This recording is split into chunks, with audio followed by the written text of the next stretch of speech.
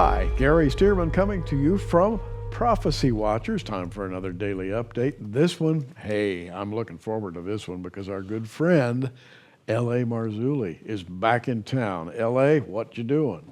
Great to be here, Gary. Thanks for having me. We just finished a new film called Fatima, Miracle of the Sun, or Harbinger of Deception. And I think everybody has heard about the Fatima miracle of 1917, you know, the sun dancing around in the sky, people who had been soaked in the rain, suddenly their clothes are dry. Everybody here has heard about the miracle and the three children who saw an image of the Virgin who gave them a secret message which was conveyed to the papacy, and nobody really knows what the message says. It has all the elements of a real story. And so you actually went to Portugal and got to the bottom of the story, and it's nothing like what people commonly think. Yeah, we went there for 2 weeks. We landed in Lisbon and interviewed people there. Frederica de Armada, her mother, was the one who actually had access to the Fatima Sanctuary. And in Fatima Sanctuary is where all the original records, the handwritten documents from the witness testimonies of 1917, not 1924, 28, 31, nothing, 1917, as close to the actual events as possible.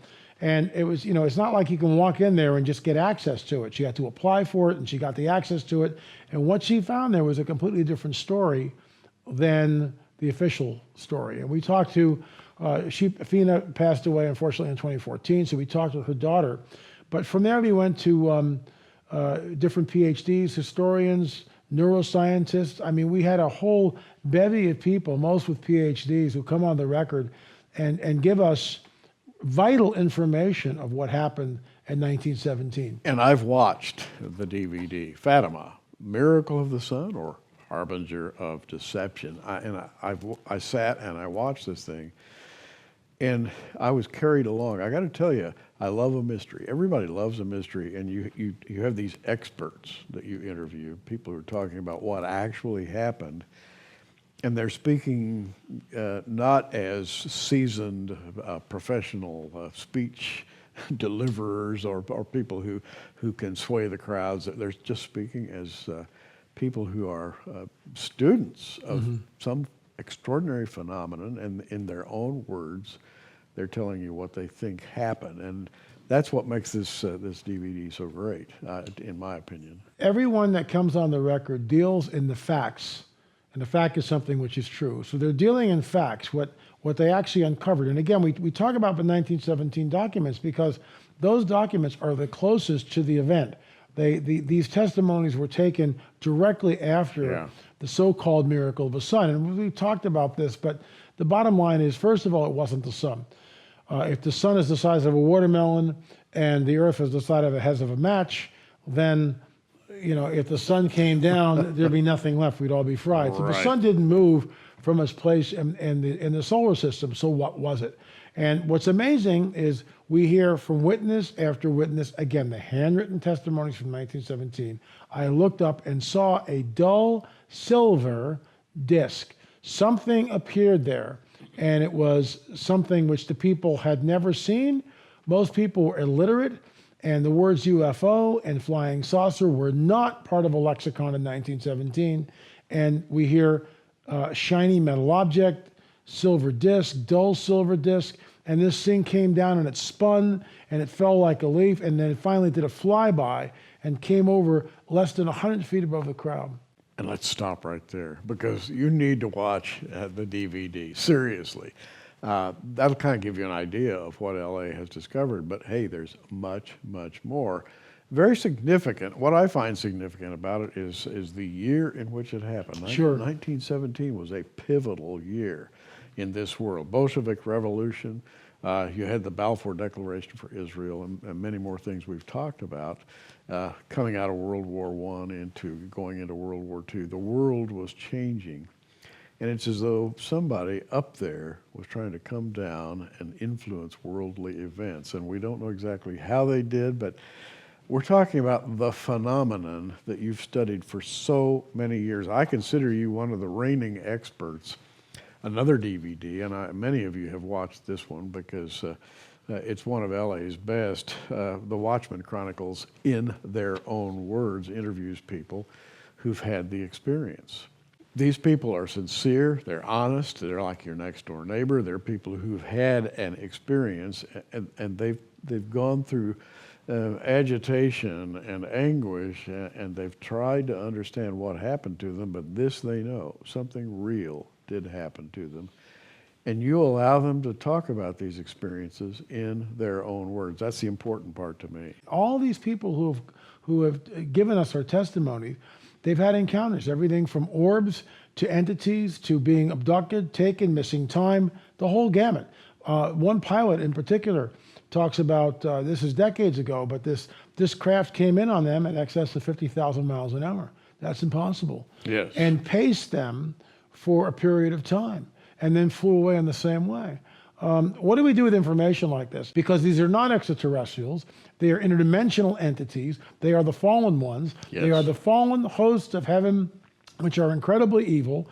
And we know that we're in a cosmic war. We know that we're not fighting against flesh and blood. We're fighting against principalities, wickedness in heavenly places. And the church refuses to believe what's in its own Bible. And there, I want to ask you a question, because you know and I know there is a supernatural. Sure. There's a reluctance to talk about the supernatural. And you've got a message for people who are spiritual leaders in churches these days. I know, because I've heard you talk about it, the need to recognize and understand the supernatural. I think the church, for the most part, has a truncated view of a supernatural. We read what's in our Bibles, but we really don't believe that, well, the walking on water, the water changing to wine, the water standing up as a heap, one guy being swallowed by a whale, not so sure, you know. Talking donkeys, floating axe heads, virgin births, maybe not, you know. But the whole Bible is completely filled with supernatural events. And then we're told, and then we're warned that in the latter days, Satan will come with all signs and lying wonders. Fox News, and I present this in my presentations. I mean, I talk about this, that Fox News, and this is not, this is Fox News, did a 2-minute piece, UFO sightings are at an all-time high.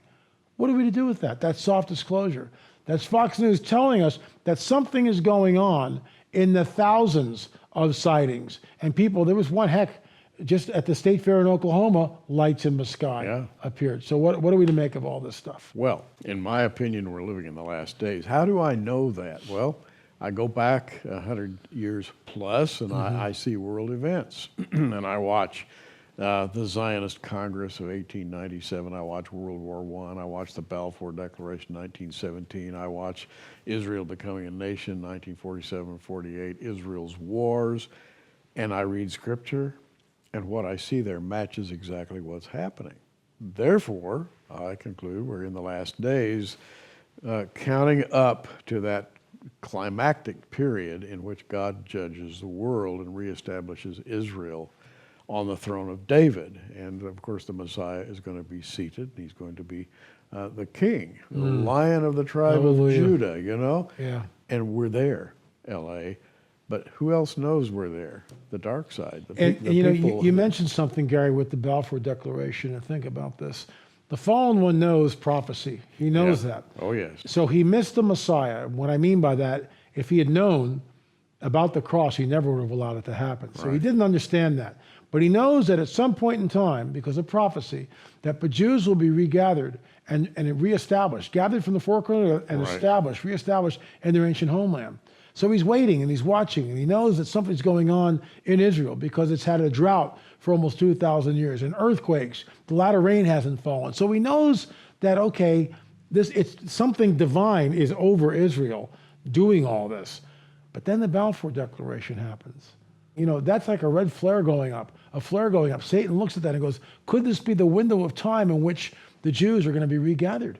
And so it's always move, counter move, all through Scripture.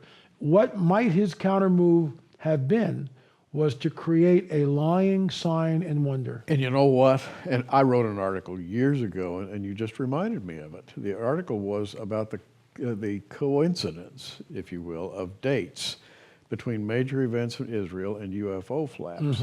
There was a UFO flap in 1897, the famous airship flap. There was a UFO flap in 1947-48. It's well documented. UFOs over Washington, our capital. There was an extremely well-known 1967 UFO flap. That one, there have been books written about the 1967, and of course that was the year of the Six-Day War. And long story short, what I noticed was an unmistakable coinciding of events in Israel and events in the sky. Strange lights, UFOs of all kinds, flying saucers, whatever you want to call them, seemed to happen at the same time. And I thought to myself, well, why this coincidence?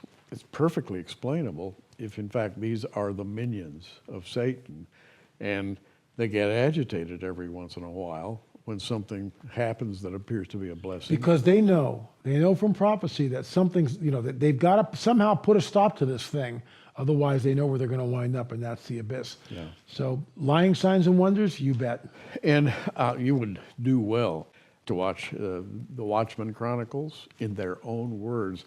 Very, very convincing on the subject that we're addressing right now.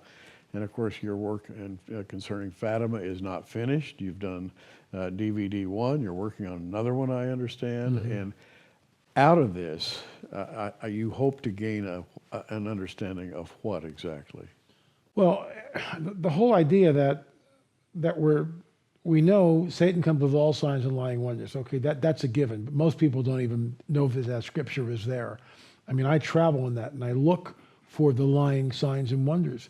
I believe, with all sincerity, and no, I'm not trying to disparage anyone's belief system, but I believe that what happened, and I think what happened in 1917, was a harbinger of deception. It was a lying sign and wonder. Yeah. And so part of what we do with these films is to educate people who are willing to look at the evidence that we provide and basically make a judgment call for themselves.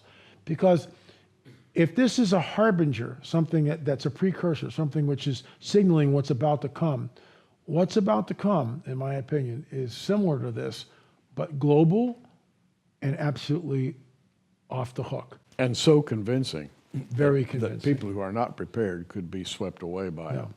By the way, I should tell you, L.A. is going to be with us October 13th through 16th at our Blessed Hope Prophecy Forum this year, and I'm sure you've got some wonderful presentations lined up. I can't wait, Gary. I will be talking about the new film Fatima, and that will be hopefully a great presentation with a lot of embedded video from the film itself, but I'll also be bringing in some information which is not in the film. So. And I want to tell everybody, we'll be live streaming. You can watch L.A. on live streaming television right in your own home.